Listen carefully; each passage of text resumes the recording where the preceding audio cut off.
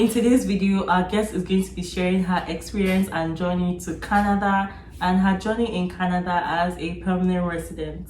What's up everyone? Welcome back to my channel. I am Toby and I provide you tools and resources for moving to Canada, life in Canada and achieving the Canadian dream. So if you want all of that good content, make sure you smash the subscribe button, turn on your notification bell so you don't miss my videos, smash the like button so I know that you're enjoying my content, and make sure you share this video so you can help people, and I'd really appreciate it. So our guest for today is Stella. She came from Nigeria to Canada as a permanent resident and she actually came with her family, so this is going to be a different type of experience for someone coming with family, so make sure you stick around and watch till the end. We have our guest today. She's Stella and I actually met her on YouTube. We have one of my last videos and she commented. Can you introduce yourself to the subscribers? My name is Stella. I work in insurance, so I work in an insurance firm. Yeah, that's good. So my job title is client service professional, but I'm more of sales really because I work with the clients. Okay. But I'm not responsible I'm not responsible for going and getting clients because we have the agents who do that. Oh, okay. So, but like the assistant to the agents. Yeah, okay. So, that's good. Is it like home insurance, car, home and auto? Or... No, all commercial insurance. So we insure businesses. Okay, that's so good. Business, then we'll insure you. We'll insure your building, your property. Then we'll also insure you for like if you ever shut down or something like that. That's good business here because they're so big about like business procedures, like insuring and everything like that. So that's good. Why did you move to Canada? I know you moved as a family. So I'm going to go a little spiritual here. Sure. So if you're a Christian, you know that there is a reason, there's a place where God provides for you, right? Yes. So like in the Bible, God told Elijah to be at a certain place and he told him to stay there, you know, where God will provide for him for that certain time. Yeah. So it was not Nigeria, because in Nigeria we were not flourishing at all. Yes. Like I had a job. I worked in Nigerian capital for a while, but like I was really struggling there, you know. So I left and I started my own business, and my business was doing okay for a while, but I just knew that there had to be more. Yeah. Do you understand? My husband was working in Sterling Bank in Nigeria, and he was doing okay, but there just had to be more than that, you know. And then that's when we started hearing about Canada and like, you know, how there were very good opportunities here and all that. And then we started pursuing it. And it was the way everything happened, like it happened so fast that we just knew that this was the hand of God to be, right? And then we came here. And like, this is where God has actually made us to flourish. Do you understand? Yeah. Careers and everything. And how was your process like moving to Canada as a family? You moved as a family. How many children? How was your process like? Just one baby. He wasn't 2 yet. He was just like 18 months when we, and I forget how much we had to have in our accounts, but I think it was a little above 5 million naira. Yes, above, yeah. And so I don't think that having a child affected me that much. Okay. You know, we had to do the same thing that everybody had to do, the whole medicals and, you know, the police clearance and whatever we did. Yeah, so then we all came together. That's good. Did you use like express entry or? So we did express entry, yes. Where do you stay currently in Canada and how many years have you been here for? So I stay in Alberta. Nice. And I stay in Calgary in Alberta, which is where most people stay. Really. So we moved straight here. Like we landed in Calgary and we haven't left since then. Like we haven't lived anywhere else. We've moved once. Our first apartment, we stayed there for almost 2 years and then we moved here. So this is a condo apartment. That's where we live. Oh, nice. Have our own house here. Yeah. Working on it. That's good. That's pretty good. So when did you move? What year? So we moved here in 2017. Okay. So we've just clocked 3 years. 3 years. That's good. Congratulations. On the 3rd of November. No, sorry, 2nd. So we left Nigeria on the 1st. Yeah. And then the 2nd. So we clocked 3 years. So we just applied for citizenship. Wow, that's good. Congrats. That's true. 3 years. Yeah. We sent in our application 2 days ago, I think. Wow, that's really good. Good them. news soon, definitely. Yeah. What was your experience like with like jobs, settling down with school, like with the kids, Yeah. childcare, things like that? So we landed in November, like I said, Yeah. and then my son got a job right away. Like he got a job in Walmart. Like I think that same month That's a month. or the That's good. yeah. So he got a job in Walmart. And then he worked in Walmart for like 3 months, and then he got the bank job which he has now. That's Because good. that's what he is in Nigeria. That's the only experience he has is Yes, like Kelly working in Bank. the bank. So like it was easy for him to get a bank job here. So he got the bank job like 3 months after we came. That's So he early. did both of them. He did Walmart and the bank Yeah. for a few weeks, and I told him he was stressing him out. So then he had to resign from Walmart. Yes. So for me, it was a little different because we stayed with family, right? Okay. Wait. When we landed, and I was helping them out. So I didn't start looking for a job right away, right? Because they had just had a baby. Okay. So we stayed there with them for like 3 months. Yeah. And that's when we got our own place.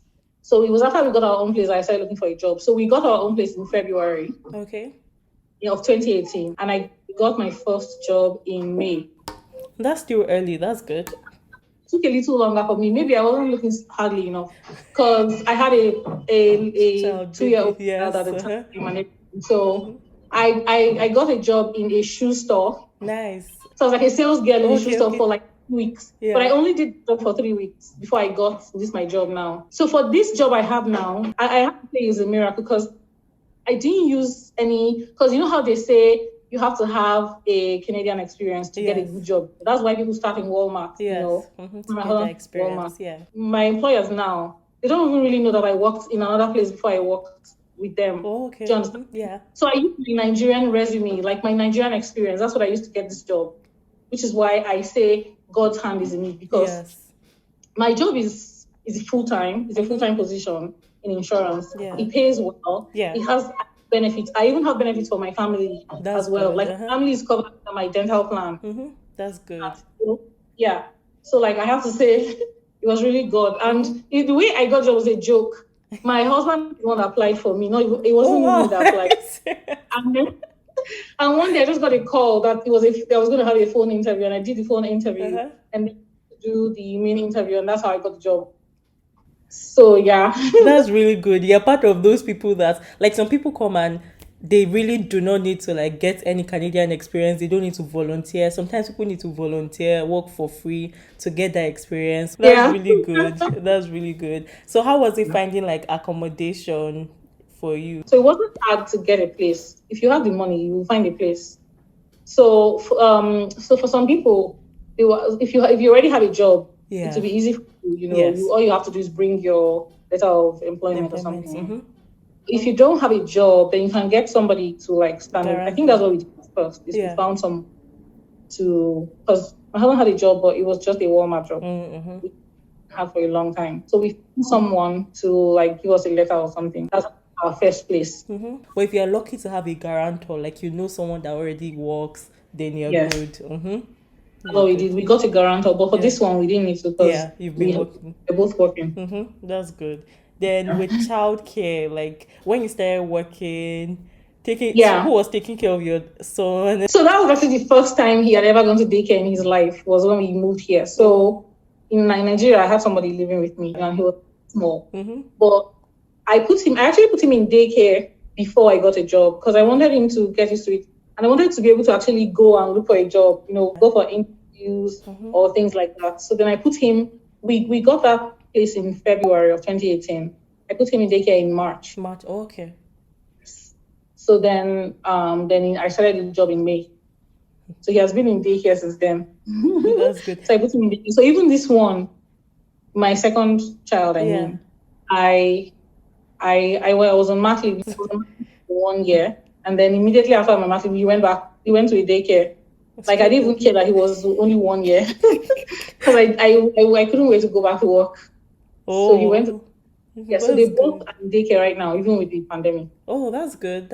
I know I don't have children, but I know people complain about how expensive it is. You know that there's something called childcare benefit, right? Yeah. So childcare benefit for low income families, for like the lowest income families, is like it's over $500, maybe $540 or something like that. Yeah. That's a month you get for your child. And then also for low income families, there's something called subsidy. So childcare subsidy. Yeah. So if you're like a low income family, you could qualify for the government to give you a portion of your child's if your child is in daycare. They give you a portion. Now you don't get the actual money, but like they pay to the daycare every month. Okay. So in the beginning, nothing was coming out of my pockets. That's good. Okay. Which is why I say that, just like in the comment section, people have had different experiences. Yes. Nothing out of my pocket for my child's daycare. Yeah. So I was using his childcare benefit, which was $500 and something, and he qualified for like also $500 and something worth of subsidy. That's so good. I didn't get anything out of my pockets in the first in the first year or so. We started him off in a cheaper daycare. They had just one room and all the children in one room. So it was like $960. Okay. His fees every month then. And both benefit and subsidy covered it. That's good. Yes. But now he's in a expensive place right now. Okay, so as your income, as the family income increases, then the subsidy you qualified for reduces. So now it's gone, it has reduced so much. So I think right now, what we qualify for right now is like maybe $300 and something in subsidy. And even the benefit to reduces. Yeah. So that has increased reduced the whole lot. Yeah. But we still qualify for some. We still qualify for some benefits and some subsidy. Yeah. So even if his daycare now is very expensive, but we still have some of that. So at least. So now bring something out of my pocket. Then the other one is only 1 year. He goes to a day home. So there's daycare and there's day home. Day home is just a lady in her house. Yeah. So his day home is not too expensive. It's like $790. Okay. Yeah. But the other one's own is a daycare stroke preschool, which is a big, like a very big school. They have different classes. Okay. So it's like real. You give them lunch and snack. So it costs a pretty storm. How are things now compared to when you first came? I'm sure things are way easier now and better. So yes, in terms of like income, our income is definitely better now. But the only stress that has increased is nothing that will discourage somebody from coming here. It's just like in the home, keeping your house clean and having children, all of that, because you cannot have a nanny here, or a living help here. Yeah. It's like it's not impossible though. There are rich people who have help, but it's very expensive. You pay through your bills for it. So for me, that's the only stress I have right now. Is just having a full-time job, having small children, and still managing to put it all together. But in terms of any other thing, like in terms of career-wise, I don't have any complaints there. That's good. That's very good. That's the part where I miss about Nigeria, because at least even if it's not like nanny, there's one auntie from your mom's side or from your dad's side or someone that will come and stay with your children. Jesse in Nigeria, I had my mom come for Mugo, my stepmom come for Mugo. I had my sister living with me, and I had a living help. So I was just like sitting down doing nothing, basically. All I had to do was feed the baby, as that was all. But like I literally didn't have anybody come for Mugo for me. Oh wow! Yes. So I had a baby with a 3-year-old child, all by myself. Like I had to do it all by myself. Wow. And I had a C-section. So yeah, it was really intense for me. It was crazy, man. Yeah. Like I bothered on having postpartum depression. I had a slight, bout of postpartum depression. Yeah. But that's the only stress I can say I have really in this country is not being able to pay for help. Yeah. Having to do it all yourself.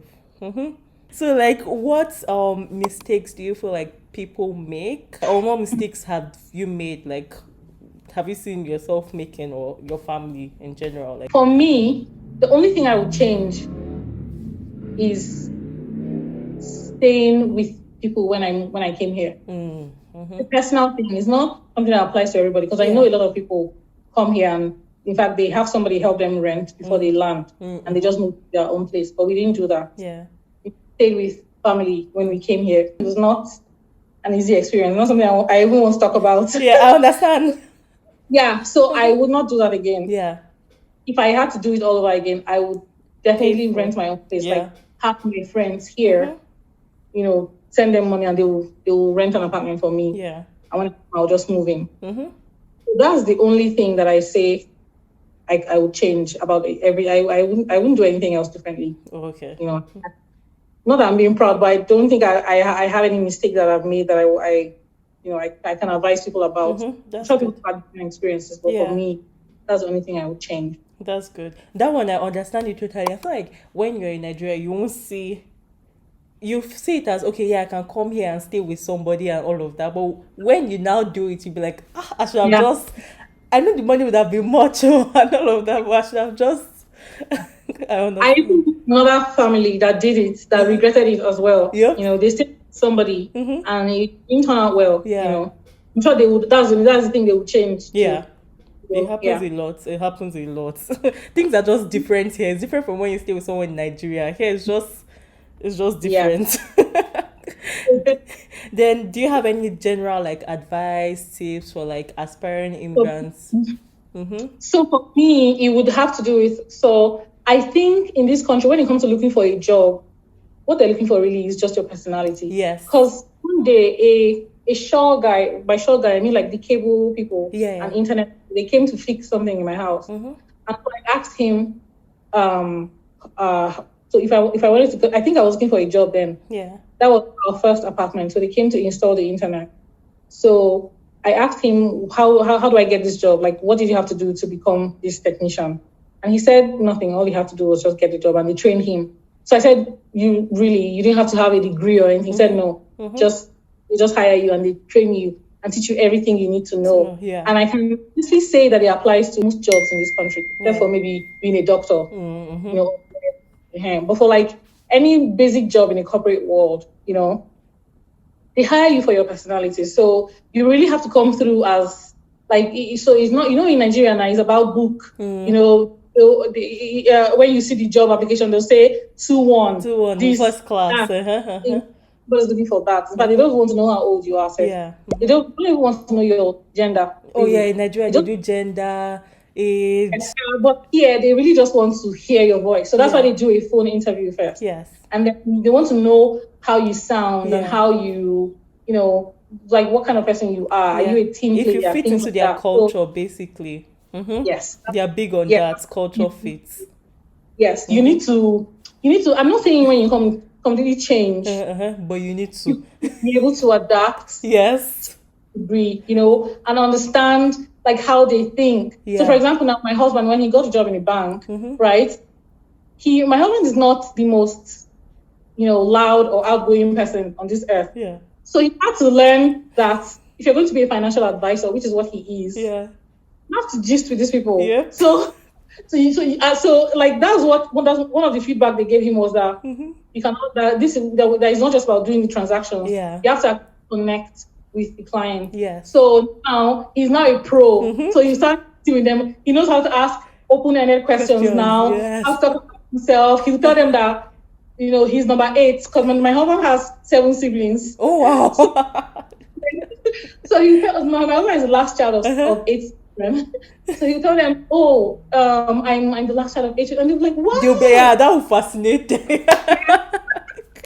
And so you start just doing them. So that's really what they want to see is your personality. So even if you're not, you don't have to be loud or outgoing. I have a colleague who is very quiet, but they just want to know that you are a nice person. Yes. And that you'll be a good team player and all of that. Yeah. So when you're looking for a job, bear that in mind. Yes. And if you can speak well, so you may not be able to speak Fune, but as we say in Nigeria.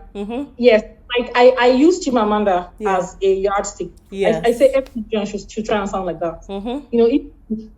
I can do a very good Canadian accent. When I don't sound like this. Yes, same. So that's because I can do it. Do you understand? I'm not even forming. Even before I moved to this country, I could do a very good American accent back home in Nigeria. Like, sometimes I find myself thinking in American English. Not Nigerian.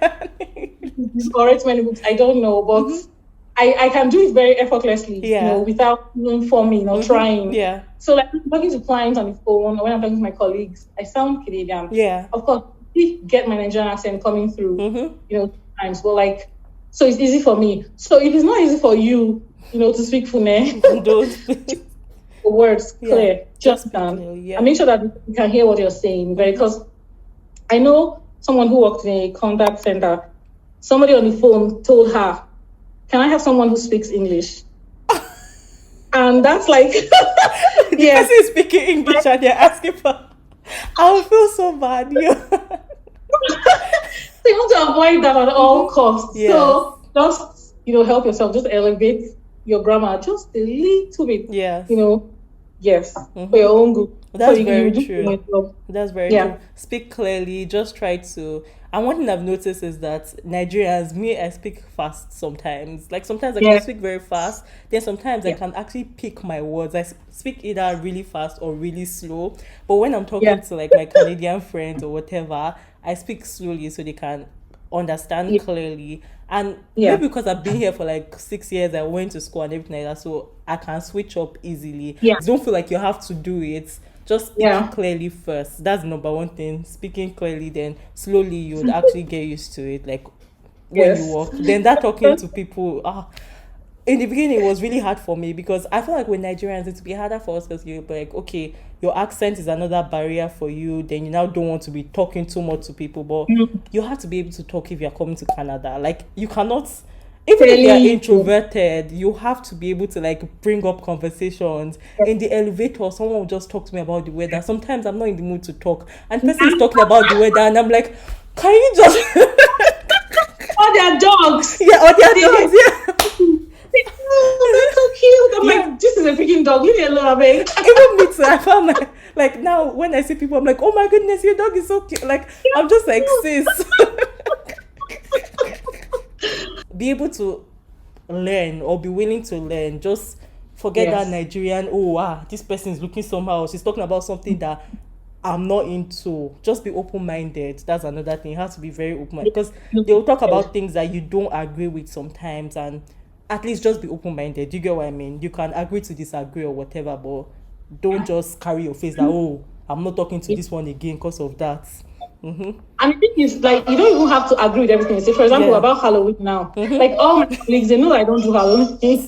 And they know that my children don't dress up and go for treating, But I say it respectfully. And I say, my kids look cute, in this outfit and all that. But no, because it goes against my faith, So they know now and they respect me, do you understand? But I'll still speak to them about it. I'll still ask them, also, how was the Halloween? How was trick or treating? And they'll show me pictures of their children. And do you understand? So, like, respectfully, taking your stand. While you being open-minded. And still nice. And one more thing is that you will find out so many things about them that Nigerians don't do, like living together before marriage. You know how in Nigeria it's a taboo. Not that people are not in Nigeria, but like it's not smiled upon. Normal thing. Here it's like the next stage of a relationship is after we start dating, then the next stage is living together before marriage. In fact, my former manager, they lived together, had a child before they got married. So don't come and say that they're living together. Don't just just accept it that your culture is different from their culture. Do you have any advice for people coming with a family, especially like with kids and all of that? Just when you come, just like talk to Nigerians that are already here and make sure you are getting everything you could possibly get for your children. Like, I know one lady who didn't know about childcare benefits for more than 10 years. Wow. Or was it 10 years? She didn't know that there was such a thing. So she didn't apply for it. She wasn't getting it. The good news is that now she has gotten it. So she has gotten like 15 grand. At once. Pay out the backlog. But so just imagine the difference it would have made in her family if she was getting it. And so just ask questions, ask about everything. You can get so many free things. Like when I just came here, I got so many free things, like free clothes from like 2 different or 3 different organizations. Nice. just so there's so many different things you can get if you only open your mouth and ask questions. Yeah. At Christmas, you can get free toys for your kids. You can get like a free hamper from some organizations of like a whole turkey and different things. Here in Calgary. In Calgary, family-oriented place now. So just ask questions when you come here. Ask as many questions as possible, so you don't miss out on anything. Yeah. Thank you so much for taking the time out, Stella, with your busy schedule, and you have children and all of that. So that's a lot already. Thank you so much. I really appreciate this, and it was nice talking to you. Thank you for sharing things that people will definitely learn from, especially because you are from like the family side. I'm single. I don't even know all these things about family. So that's really good. And I know people are planning to move in with like family and all of that. It would be nice for them to like hear from someone that has a family here. So that's good. Thank you so much for this. I appreciate it. Yeah. Thank you. So thank you to Stella for sharing her story, and thank you everyone for watching this. I hope you enjoyed it. If you did, make sure you leave a comment, let me know what you think. Make sure you smash the like button for me. I'd really appreciate that. Share this video with your loved ones and family members. There's love in sharing, and don't forget to hit the subscribe button and watch my other videos. I'll link them in my description box.